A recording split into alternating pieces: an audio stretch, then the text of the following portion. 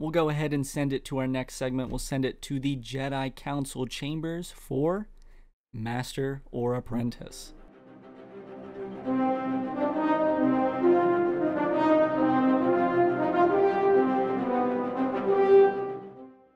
Welcome to Master or Apprentice. In this segment, we will be going over your hot takes and deciding whether we agree or we disagree with them.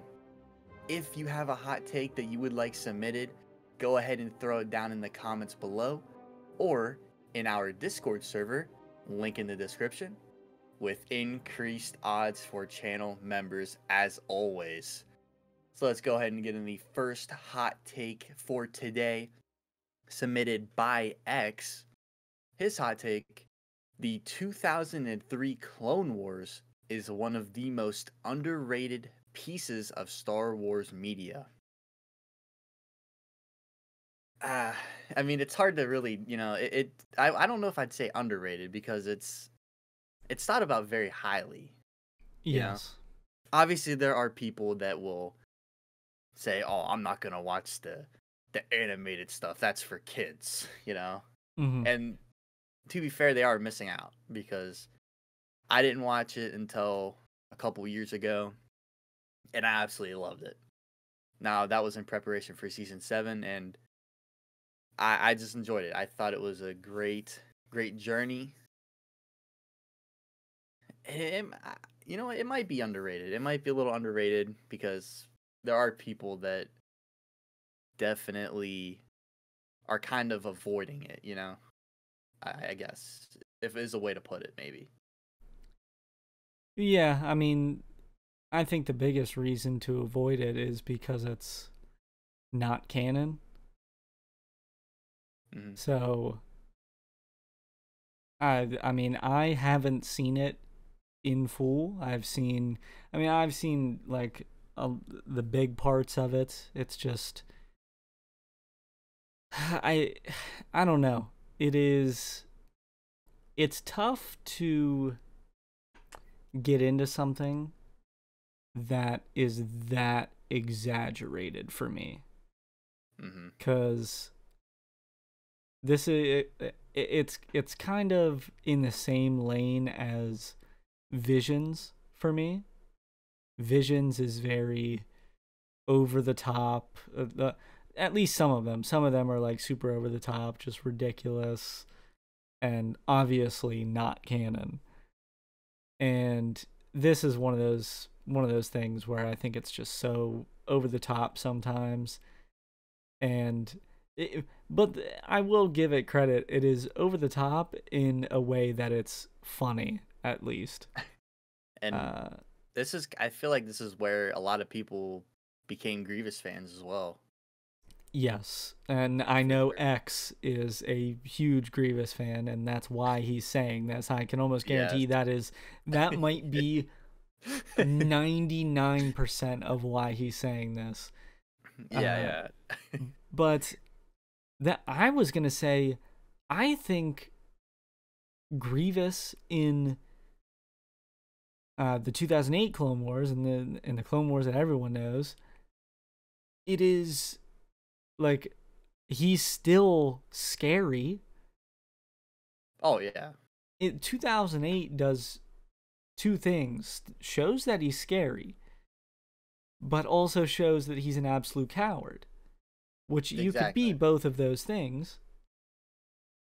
But like, it just shows that he's not good enough to beat the best. And he shouldn't be. Yeah. I mean, you've seen what he did to the Night Sisters on Dathomir in that series. I mean, he completely annihilated them without hesitation. So I get where you're kind of coming from that point of view. I mean, it's just, I think that's how you make a character like that. Like, obviously he doesn't win in the end, so why would you make it so he just absolutely pummels everyone? Because then it makes it even worse if he's pummeling everyone and then still dies in the end. Yeah, this is true. So he has to die. I think in the 2003 Clone Wars, like, it's over the top. So Grievous being that ridiculous makes sense. Hmm. Uh, Like, because everybody was pretty ridiculous in that. yes, like you see like Mace Windu jumping 200 miles in one direction within a second or so. It's just crazy. Yeah. Uh, but you know that sort of thing is tough for me to get into. So personally, I'm not gonna agree with this. I'm not gonna say it's underrated because I actually hear a lot of people say how much they like it Mm. and how like it's better than the other Clone Wars. Maybe that's just like maybe I just surround myself with people that love it for some reason. But Yeah. so I couldn't say it's under. I'm not gonna say it's bad. Uh, Yeah. No. but I will say that it's not quite my cup of tea. Yeah, I definitely see like because obviously it's not gonna be everybody's cup of tea because of the over the top in just about everything that they do. It's definitely not gonna be everybody's cup of tea, and I do think that the 2008 Clone Wars definitely kind of brings it down to like where everybody should be, like power level wise, and all of that. So while it is I do enjoy seeing like those cool scenes with Grievous because it is cool to see him Oh kind yeah, of go crazy every now and again. And the clone troopers, but I mean, I don't know if I don't know if I'm gonna agree with this either. So X, so sorry to do this, but we do not grant you the rank of master. Round of applause for him still does a great hot take. Thank you for submitting this wonderful hot take. yeah. I mean, it's tough when you don't get to grant someone the rank of master, but hey, It's I know I don't want to, but it happens. it does. Moving on to our second hot take for today. This one is actually from Mark, from the host himself. Let's go. He says, Gray Jedi aren't canon, nor should they be introduced. Uh, I'm gonna let you go first. I'm gonna let you give a little bit of an explanation, and I'll kind of elaborate on it a little bit as well. All right, well, the concept of the gray Jedi, I get it, right? Like it's a cool concept of being in the middle, right? Um, using the light and the dark at the same time. I kind of like something like that. I get it. It's cool. But it gets to a point where it's like, okay, well you have a guy like one of my favorite characters, Galen Merrick, Star Killer, and I would definitely classify him as a gray Jedi because obviously he uses the dark side most of the time, but in the game he does have his good intentions as well towards the end. Um, Obviously it wouldn't be to that extent of power level, but Mm-hmm. with the way that the Force works in the canon, it just I don't understand why people are so obsessed with the gray Jedi thing. You're either on the light side or you're on the dark side. You're either fueled by hatred, fear, anger, all of that, like Yoda says, or you're not, and you've learned to I essentially be at peace, I guess, and like um trying to think of how I want to word this on the light side part of it, but I can't figure out how I want to word this for the light side portion of the Force. Mm-hmm. You're not in it for power, and greed. Yeah, You're not fueled by all of that. you're a protector. Yeah, you're a protector. And once you throw somebody in the middle, then it just gets all confusing and like Mm-hmm. what's the motive? What's the because you're not the balance. You're not that's like the light side. You've balanced, you've mastered Yes, the the force. light side is Yes. balanced. Like, Yeah, it's you can't be in the middle. There's just no way, That's kind of yeah, what I'm kind of getting at here. it's confusing to say that the middle isn't balance, Yes. but that's it. The light side is the balance. That's Is just the the way it thing. is. Uh, I don't know. I think I really do think a lot of people want gray Jedi because they want certain characters to not be associated with the light or dark side or Jedi or Sith. Because in a lot of ways, like, a Jedi can be seen in bad light as well. Like, especially prequel era Jedi, because of all the mistakes they make and all this stuff. So they want someone like Ahsoka, when she leaves the Jedi Order, to be considered a gray Jedi, because she's not associated with either. And one, she definitely leans to the light side. So, but at the same time, I think instead of being like, oh, this person isn't light or dark side, so they're a gray Jedi, instead, if they're actually not associated with either, they are a Force user with a lightsaber. Yes. That's it. That's essentially what they are. Just because you're a Force user with a lightsaber doesn't mean you have to be a Jedi or a Sith. Yeah. It's just a matter of, like, are you using the light side or the dark side? Like, there's just no in-between for me. It doesn't make sense for there to be an in-between. Yeah, I feel like gray Jedi, I mean, like, the point that you're trying to make is it gets way too complex if you're trying to throw something like that in. It could be so much simpler if you don't even think about the concept of a gray Jedi. Yeah, and I mean, even like I said, I brought up Starkiller.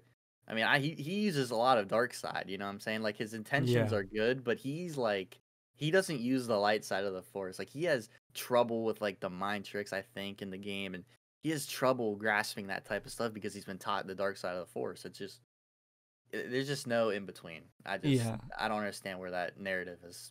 Or then people will bring up the idea of, like, Qui-Gon is basically a gray Jedi. He's still part of the Jedi Order. Like, he's still a Jedi. I don't get it. I really don't. So it's, I don't know. It's it's weird. It's just not. It makes things way more complex than they need to be. So, for sure. Mark, I am going to grant you the rank of Master. Round of applause, everyone, for Mark. Let's go. I hate doing that. I grant you the rank of Anytime that we put one in, we usually agree because that's just how we are. Me and you agree on a lot of things when it comes to Star Wars. But, hey, it's our show, I guess. Who cares? It is our show, so we can run it how we want. Let's go ahead and get into the final hot take for this Master or Apprentice. This one is submitted anonymously. And this hot take is, Vader is overused in Rogue One. Now, since I've kind of started off the first two, I would like to hear your side on this one first, Logan. Okay. I actually, off the top of my head, I don't know if I want to agree or disagree with it. I think, like, he's used a good amount. Like, he's just, you see him, you see him in his bacta tank. Yes. Which, I mean, like, I feel like a lot of people would maybe say that he's shown more than he really needs to be. But it's cool. Like, seeing him in the bacta tank and then seeing him walk out and talk to Krennic, that whole discussion, I think that's fine to include. Yeah. I think it's good to show that Krennic doesn't have a direct line of communication to Palpatine. It's talk to Vader, Vader talks to Palpatine. Yeah. I think that is a good thing to have, and that's how it's got to be, because, like, there's the whole argument going on between Krennic and Tarkin. Krennic can't say something to Tarkin to say to Vader to say to Palpatine. He's going straight to Vader. Yes. So I think that makes sense, and you have to show those connections with like within the Empire. Hmm. I think people may say he's overused because it's Rogue One. It's like a separate thing. They like Vader doesn't need to be in it. We don't need to see these main Star Wars characters. But Vader's the one that makes the absolute most sense to make an appearance in that. Exactly. Yeah, that's only how I feel about it. Like it's in a weird spot where if you don't include that, then it's like almost feels like kind of like a, I don't want to say a cameo, but he's just appearing at the end of the movie and everybody goes crazy, Yeah. right? It's kind of like that feeling. I definitely 100% agree with what you said. Him being that direct line to Palpatine, because I mean I'm assuming that's what it was for like everybody, was they just had to report if you wanted to get anywhere near Palpatine, you had to go through Vader. Mm-hmm. And I really did like seeing that. Obviously, I love seeing Vader's temple on Mustafar. That was really cool. And him in the back tank was also very cool as well. But yeah, no, I think those were key important like plot points for that, to kind of not only to see that connection to Palpatine and how they relayed information to him, but also like with Krennic's frustration over Tarkin and him just kind of cutting the line, going to Vader to let out his grievances there. Mm-hmm. And it's it definitely helps with the plot because obviously Krennic and Tarkin didn't get along. You got to include that last scene because it leads right into episode 4, so you have to have that in there. Yeah, no, I think he's used just fine. I don't think he's overused at all. Yeah, I think I'd have to also say that because it's if you want to use him less, then it's like what you said. The only thing that he would be in is in the final scene, Yeah, and some people might think like it might be better if it was just him in the final scene because it's like it's even more of a surprise that's true. because you go the whole movie without seeing him. And then you It hear the has iconic no breathing. main characters other than Tarkin, Yeah. and then all of a sudden it just happens. Like Hmm. that would be incredibly unexpected. I still think it was pretty unexpected, Oh but yeah, I wasn't expecting to go crazy like that. yeah, and I think the whole interaction between him and Krennic is, I think it's really good to have. Shows, it like you were saying, it shows that direct line. Like it's everyone is going to Vader to go to Palpatine, Yeah. but then it's showing like Vader can even tell that he Krennic's voicing his frustrations. Everyone in the Empire is trying to get the upper hand on everyone else. Exactly. That's Like true. Krennic wants to be ahead of Hmm. Tarkin, Yep. and Vader can just tell. Like he's Yeah. just like, oh, come I on, see what man. this is. I see Yeah, what this is. it's like it doesn't matter how high up you get, you still can't get over top of me. Yep. Nobody ever will. So So, no, I'd have to agree with it. No, I'd have to disagree with it. Sorry. disagree. Yeah. Yeah. Yeah. Okay, I knew what you were saying. Well, unfortunately, we cannot grant you the rank of master. But thank you for submitting this. Yeah. Obviously, you So want a to remain round of anonymous. applause. A We round of got to get a applause, round of of course. applause We give a round because of applause to everybody here because we love the hot takes. We love the interaction between you guys and us for sure. yeah, and I think this was one of the more interesting ones to be brought Yeah, up.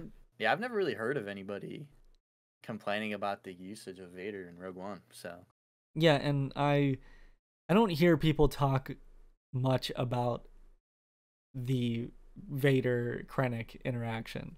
this is true. Yeah, For good reason. I mean, the final scene is what gets a lot of the attention with Vader in that movie anyway, so yeah, makes sense. yeah. That is true. Well, this has been Master or Apprentice. This was another great one. If you guys have any hot takes that you want to discuss with us, go ahead and let us know down in the comments below, or go ahead and throw it in our Discord server, link in the description. And of course, increased odds for all you channel members out there. With that, we'll go ahead and send you back to the boys